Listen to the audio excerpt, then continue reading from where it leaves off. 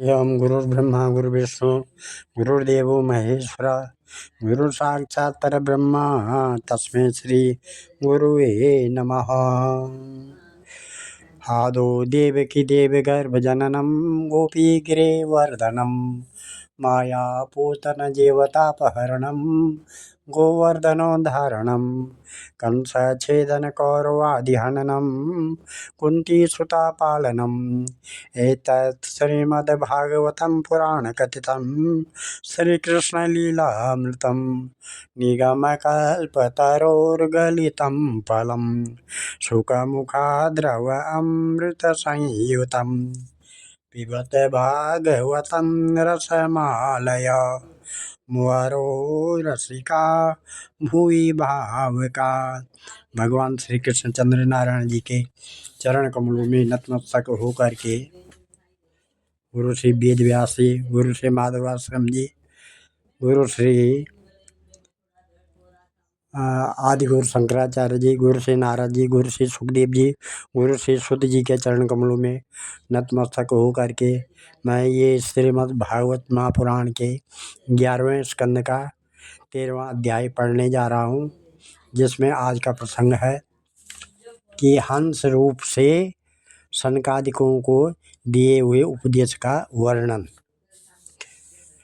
सत्यम रजस्तम श्री भगवान उवाच सत्यम रजस्तमइदं गुणाबोधेर्न चात्मनः सत्त्वेनान्यतमो हन्यात् सत्यं सत्त्वेन चैव हि सत्त्वात् धर्मः भवेत् वृद्धात् पुरुषो मद्भक्तिलक्षणः सात्विकोपासयामत्वं ततो धर्मः प्रवर्तते धर्मो राजस्तमो हन्यात् सत्त्ववृद्धिरनुत्तमा आशो नश्यति तन्मूलो या धर्म उभयो हते आगमोपापजादेश कालो कर्म च जन्म च ध्यानं मंत्रोऽथ संस्कारो दशेतिर्गुणहेतवे सत्तत् सात्विकम् एवेषां यद्यद्वृद्धा प्रचक्षते निन्दन्ति न तामसं ततद् राजसं तदुपेक्षितं सात्विकान्येव सेवित पुमान् सत्त्ववृद्धये ततो धर्मस्ततो ज्ञानं यावत् स्मृतिरपोहनं वेणो संघर्षदो बन्निर्दग्ध्वा साम्यते तद्धनम् एवं गुण तत्यज्यो देह साम्यते तत्क्रियः। श्री भगवान जी कहते हैं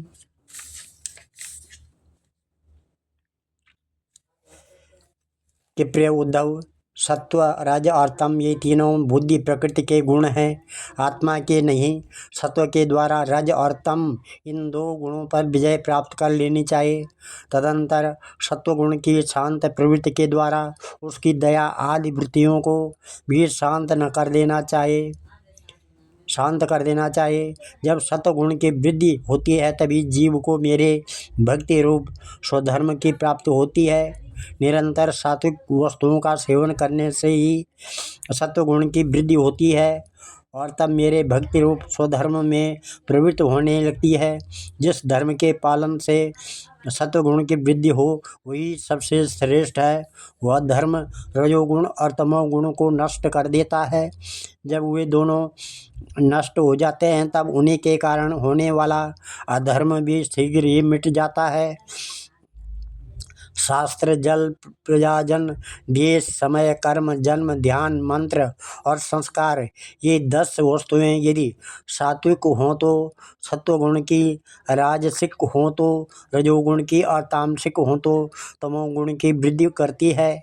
इनमें से शास्त्रज्ञ महात्मा जिनकी प्रशंसा करते हैं वे सात्विक हैं, जिनकी निंदा करते हैं वे तामसिक हैं और जिनकी उपेक्षा करते हैं वे वस्तुएं राजसिक हैं। जब तक अपने आत्मा का साक्षात्कार तथा स्थूल सूक्ष्म शरीर और उनके कारण तीनों गुणों की निवृत्ति न हो तब तक मनुष्य को चाहिए कि सत्वगुण की वृद्धि के लिए सात्विक शास्त्र आदि का ही सेवन करें, क्योंकि उससे धर्म की वृद्धि होती है और धर्म की वृद्धि से अंतःकरण शुद्ध होकर आत्म तत्व का ज्ञान होता है। बांसों की रगड़ से आग पैदा होती है और वह उनके सारे मन को जलाकर शांत हो जाती है, वैसे ही वह शरीर गुणों के वैषम्य से उत्पन्न हुआ है। विचार द्वारा मंथन करने पर इससे ज्ञान अग्नि प्रज्वलित होती है। वह समस्त शरीरों एवं गुणों को भस्म करके स्वयं भी शांत हो जाता है। उद्धव जी ने पूछा, विन्दन्ति मर्त्या प्रायेण विषयान् पदम आपदां तथापि भुञ्जते कृष्ण तत्कथं स्वखरावजवत्। उद्धव जी ने पूछा, भगवान, प्रायः सभी मनुष्य इस बात को जानते हैं कि विषय विपत्तियों के घर हैं, फिर भी वे कुत्ते, गधे और बकरे के समान दुख सहन करके भी उन्हीं को ही भोगते रहते हैं। इसका क्या कारण है? श्री भगवान कहते हैं, अहम इत्यान्य अथा बुद्धि प्रमत्तस्य यथा हृदि उत्सर्पति रजो घोरम ततो वैकारिकम मनः रजोयुक्तस्य मनसा संकल्प सविकल्पक तथा काम गुणाध्यानात् दुस्सह स्यादि दुर्मते करोति काम वसग कर्मण्य बीजतेन्द्रिय दुःखोदरकाणि सपश्यन् रजो भेगाभिमोहिता रजस्तमोभ्यं तद यदपि विद्वान् विक्षिप्तधीमनः पुनः अतीन्द्रितो मनो युज्यन् दोषदृष्टिन संजते अप्रमतो अनुयुञ्जित मनो मर्यार्पयञ्छने अनिर्विण्णो यथा कालं जितश्वासो जितासन एतावान् योग आदिष्टो मत्शिष्ये शनकादिभिः सर्वतो मन आकृष्य मयद्वावेश्यते यथा। भगवान श्री कृष्ण कहते हैं कि प्रिय उद्धव, जीव जब अज्ञानवश अपने स्वरूप को भूलकर हृदय से सूक्ष्म स्थूल आदि शरीरों में अहम बुद्धि कर बैठता है, जो कि सर्वथा भ्रम ही है, तब उसका सत्व प्रधान मन घोर रजोगुण की ओर झुक जाता है, उससे व्याप्त हो जाता है। बस वहाँ मन में रजोगुण की प्रधानता हुई कि उसमें संकल्प विकल्पों का तांता बंध जाता है। अब वह विषयों का चिंतन करने लगता है और अपने दुर्बुद्धि के कारण काम के फंदे में फंस जाता है, जिससे फिर छुटकारा होना बहुत ही कठिन है। अब वह अज्ञानी कामवश अनेकों प्रकार के कर्म करने लगता है और इंद्रियों के वश होकर यह जानकर भी इन कर्मों का अंतिम फल दुख ही है, उन्हीं को करता है। उस समय वह रजोगुण के तीव्र वेग से अत्यंत मोहित रहता है। यद्यपि विवेक के पुरुष का चित्त भी कभी कभी रजोगुण और तमोगुण के वेग से विक्षिप्त होता है, तथापि उसकी विषयों में दोष दृष्टि बनी रहती है। इसलिए वह बड़ी सावधानी से अपने चित्त को एकाग्र अनेक की चेष्टा करता रहता है, जिससे उसकी विषयों में आसक्ति नहीं होती है। साधक को चाहिए कि आसन और प्राणवायु पर विजय प्राप्त कर अपनी शक्ति और समय के अनुसार बड़ी सावधानी से धीरे धीरे मुझ में अपना मन लगावे और इस प्रकार अभ्यास करते समय अपनी असफलता देखकर तनिक भी उबे नहीं, बल्कि और भी उत्साह से उसी में जुड़ जाए। प्रिय उद्धव, मेरे शिष्य सनकादि परमर्षियों ने योग का यही स्वरूप बताया है कि साधक अपने मन को सब ओर से खींचकर विराट आदि में नहीं, साक्षात मुझ में ही पूर्ण रूप से लगा दे। उद्धव जी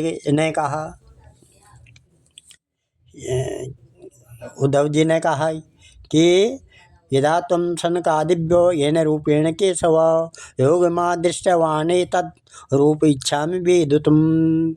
कि श्री कृष्ण, आपने जिस समय जिस रूप से सनकादि को परमर्षियों को योग का आदेश दिया था, उस रूप को मैं जानना चाहता हूँ।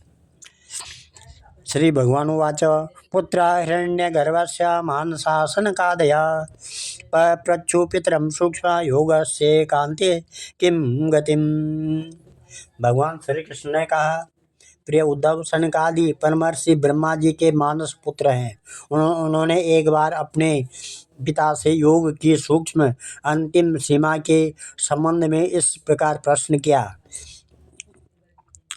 सनकादय ऊचु गुणेष्वाविशते चेतो गुणस्वाचेतसी च प्रभो कथम मन्योन्य संत्यागो मोक्षोरतितीर्षयो।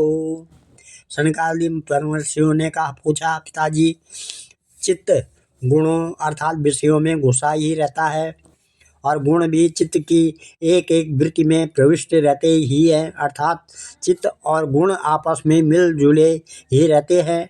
ऐसी स्थिति में जो पुरुष इस संसार सागर से पार होकर मुक्ति पद प्राप्त करना चाहता है, वह इन दोनों को एक दूसरे से अलग कैसे कर सकता है। भगवान श्री कृष्ण कहते हैं, एवं पृष्ठो महादेव स्वयंभू भूत भावना ध्यायमानं प्रश्न बीजम नाव्यपद्यत कर्मधि स माम चित्तयद्देव प्रश्न पारातितीर्षया तस्याहं हंसरूपेण सकाशां गमं तदा दृष्ट्वा माम् उपव्रज्य कृत्वा पादाभिवन्दनं ब्राह्मणम् अग्रतः कृत्वा प्रपृच्छो को भवानिति इत्यहं मुनिभिः पृष्टः तत्त्वजिज्ञासुभिस्तदा यदवोचम् अहं तेभ्यः तदुद्धव निबोध मे वस्तुनो यद्नानात्वम् आत्मनः प्रश्न ईदृश कथं घटेत वो विप्र वक्तुर्वा मे क आश्रय पंचात्मकसेषु भूतेषु समानेषु च वस्तुतः को भावनीति वा प्रश्नो वाचारम्भो य अनर्थकः मनसा वत्सा दृष्ट्वा गृह्यते अन्यरप्येन्द्रिये अहमेव न मतो अन्यद् इति बुद्ध्या मध्वमञ्जसा गुणस्वाभिशते चेतो गुणस्य चेतसे च प्रजा जीवस्य देह उभयं गुणश्चेतो मदात्मनः गुणेषु च विसच्चित्तं वीक्षणं गुणसेवया गुणाश्च चित्प्रभावा मद्रूपम् उभयं त्यजेत जागृत स्वप्न सुप्तं च गुणात् बुद्धिवृत्तयः तासां विलक्षणो जीव साक्षित्वेन विनिश्चितः यही संस्कृति बंधोयम आत्मना गुणवृत्तिदि मयि तुरे स्थितो जय्या त्यगस्तद्गुणचेतसाम् अहंकार कृतं बन्धम् आत्मनो अर्थविपर्ययम् विद्वान् निर्विदा संसार चिन्तं तुरे स्थितं त्यजेत यावन्नानार्दधि पुंसो न निवर्तते युक्तभिः जागत्यपि स्वपद्यज्ञं स्वप्ने जागरणं यथा असत्वा आत्मनो येषां भावनां तत्कृता विधा गतयो हितवश्चा मृषा स्वप्न दृशो यथा। श्री भगवान श्री कृष्ण ने कहा, कहते हैं, प्रिय उद्धव, यद्यपि ब्रह्मा जी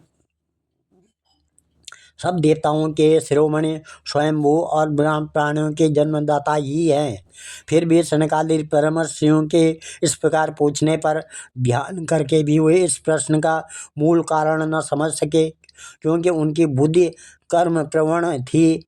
उद्धव, उस समय ब्रह्मा जी ने इस प्रश्न का उत्तर देने के लिए भक्ति भाव से मेरा चिंतन किया। तब मैं हंस का रूप धारण करके उनके सामने प्रकट हुआ। मुझे देखकर सनकादि ब्रह्मा जी को आगे करके मेरे पास आए और उन्होंने मेरे चरणों की वंदना करके मुझसे पूछा कि आप कौन हैं। प्रिय उद्धव, सनकादि परमार्थ तत्व के जिज्ञासु थे, इसलिए उनके पूछने पर उस समय मैंने जो कुछ कहा वह तुम मुझसे सुनो। ब्राह्मणों, यदि परमार्थ रूप वस्तु नानत्व से सर्वथा रहित है, तब आत्मा के संबंध में आप लोगों का ऐसा प्रश्न कैसे युक्ति संगत हो सकता है। अथवा मैं यदि उत्तर देने के लिए बोलूं भी तो किस जाति, गुण, क्रिया आदि और संबंध आदि का आश्रय लेकर उत्तर दूं। देवता, मनुष्य, पशु पक्षी आदि सभी शरीर पंचभूतात्मक होने के कारण अभिन्न ही है और परमार्थ स्वरूप से भी अभिन्न है। ऐसी स्थिति में आप कौन हैं? आप लोगों का यह प्रश्न ही केवल वाणी का व्यवहार है, विचार पूर्वक नहीं है, अतः निरर्थक है। मन से, वाणी से, दृष्टि से और तथा अन्य इंद्रियों से भी जो कुछ ग्रहण किया जाता है वह सब मैं ही हूँ, मुझ में भिन्न और कुछ नहीं है। यह सिद्धांत आप लोग तत्व विचार के द्वारा समझ लीजिए। पुत्रों, यह चित्त चिंतन करते करते विषयाकार हो जाता है और विषय चित्त में प्रविष्ट हो जाते हैं। यह बात सत्य है। तथापि विषय और चित्त ये दोनों ही मेरे स्वरूप भूत जीव के ध्येय हैं, उपाधि है, अर्थात आत्मा का चित्त और विषय के साथ कोई संबंध ही नहीं है। इसलिए बार बार विषयों का सेवन करते रहने से जो चित्त विषयों में आसक्त हो गया है और विषय भी चित्त में प्रविष्ट हो गए हैं, इन दोनों को अपने वास्तविक से अभिन्न मुझ परमात्मा का साक्षात्कार करके त्याग देना चाहिए। जागृत, स्वप्न और सुषुप्त ये तीनों अवस्थाएं सत्वादि गुणों के अनुसार होती हैं और बुद्धि की वृत्तियां हैं, सच्चिदानंद का स्वभाव नहीं। इन वृत्तियों का साक्षी होने के कारण जीव उनसे विलक्षण है। यह सिद्धांत श्रुति, युक्ति और अनुभूति से युक्त है, क्योंकि बुद्धि वृत्तियों के द्वारा होने वाला यह बंधन ही आत्मा में त्रिगुणमयी वृत्तियों का दान करता है। इसलिए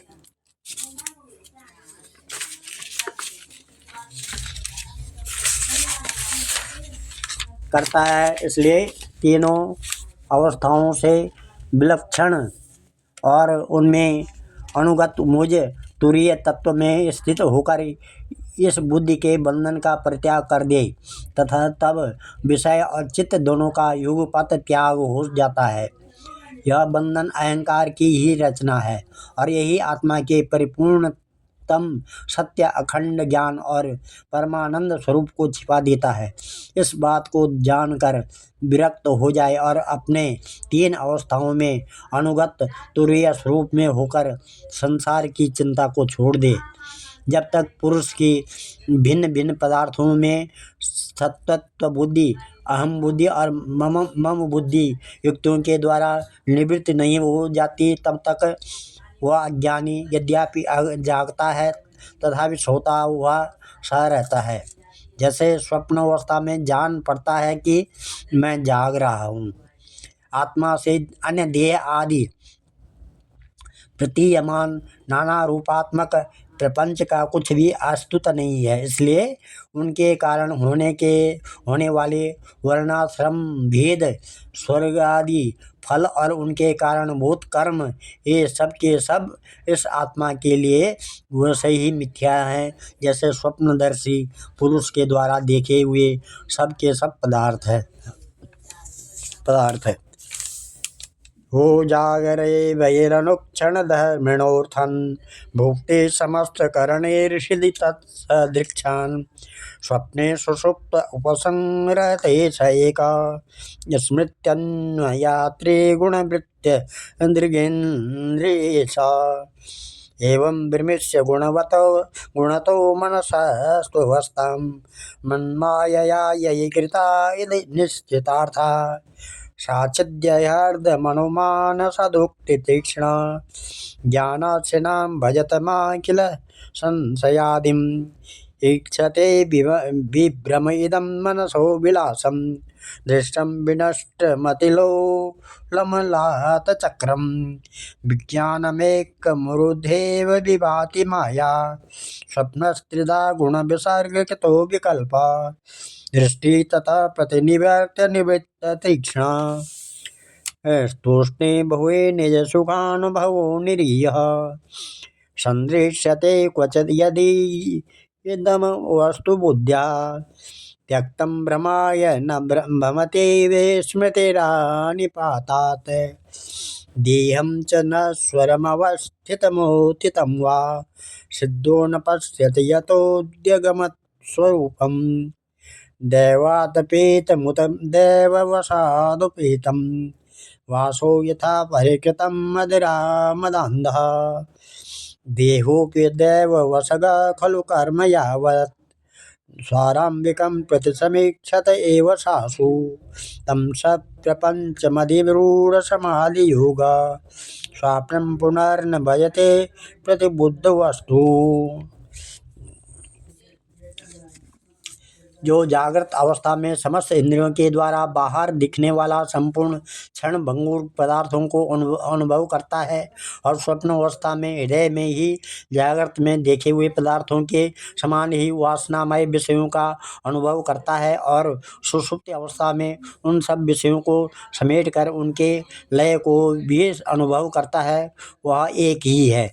जागृत अवस्था में इंद्रिय, स्वप्न अवस्था के मन और सुषुप्ति की संस्कारवती बुद्धि का भी यही स्वामी है, क्योंकि वह त्रिगुणमयी तीनों अवस्थाओं का साक्षी है। जिस मैंने स्वप्न देखा तो मैं सोया, वही मैं जाग रहा हूँ। इस स्मृति के बल पर एक ही आत्मा का समस्त अवस्थाओं में होना सिद्ध हो जाता है। ऐसा विचार कर मन की ये तीनों अवस्थाएं गुणों के द्वारा मेरी माया से मेरे अंश स्वरूप जीव में कल्पित की गई है और आत्मा में नितांत असत्य है। ऐसा निश्चय करके तुम लोग अनुमान सत्पुरुषों द्वारा किए गए उपनिषदों के श्रवण और तीक्ष्ण ज्ञान खड्ग के द्वारा सकल संशयों के आधार अहंकार का छेदन करके हृदय में स्थित मुझ परमात्मा का भजन करो। यह जगत मन का विलास है, दिखने पर भी नष्ट प्राय है। आलांत चक्र, लुकारियों, बनेठी ये समान अत्यंत चंचल है और भ्रम मात्र है, ऐसा समझे। ज्ञाता और ज्ञेय भेद से रहित एक ज्ञान स्वरूप आत्मा ही अनेक सा प्रतीत हो रहा है। यह स्थूल शरीर, इंद्रिय और अंतःकरण रूप तीन प्रकार का विकल्प गुणों के परिणाम की रचना है और स्वप्न के समान माया का खेल है, अज्ञान से कल्पित है। इसलिए उस देहादि रूप दृश्य से दृष्टि हटाकर तृष्णा रहित इंद्रियों के व्यापार से ही हीन और निरीह होकर आत्मानंद के अनुभव में मग्न हो जाए।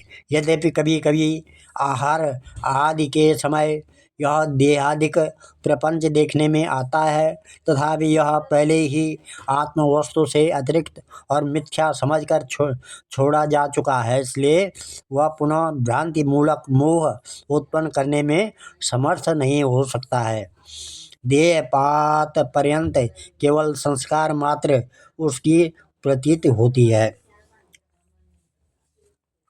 जैसे मदिरा पीकर उन्मत्त पुरुष यह नहीं देखता कि मेरे द्वारा पहना हुआ वस्त्र शरीर पर है या गिर गया, वैसे ही सिद्ध पुरुष जिस समय शरीर से उसने अपने स्वरूप का साक्षात्कार किया है, वह प्रारब्ध वश खड़ा है, बैठा है या दैववश कहीं गया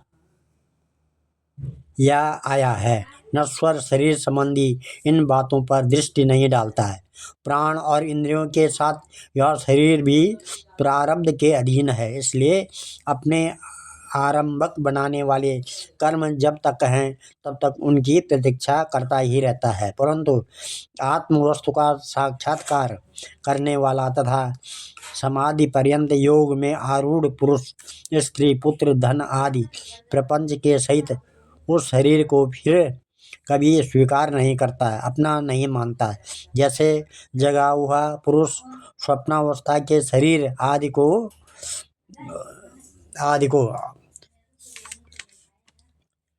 मये तदुक्तं वो विप्रा गुह्यं यत् सांख्ययोगयोः जानीता मया गतं यज्ञं युष्मद्धर्मविवक्षया अहं योगस्य सांख्यस्य सत्यस्य तस्य तेजसा परायणं द्विजश्रेष्ठा श्रेया कीर्तिर्दमस्य च मां भजन्ति गुणाः सर्वे निर्गुणं निरपेक्षकं सुहृदं प्रेमात्मानं साम्यसंगादयो गुणाः इदं मे छिन्नसन्देहः मुनयः सनकादयः सभाजयित्वा परया भक्त्या गृह्णत स्तवे तैरहं पूजिता सम्यक् संस्तुता परमहर्षिभिः प्रत्ययाय स्वकं धाम पश्यता परमेष्ठिना। सनकादि ऋषियों, मैंने तुमसे जो कुछ कहा है वह सांख्य और योग दोनों का गोपनीय रहस्य है।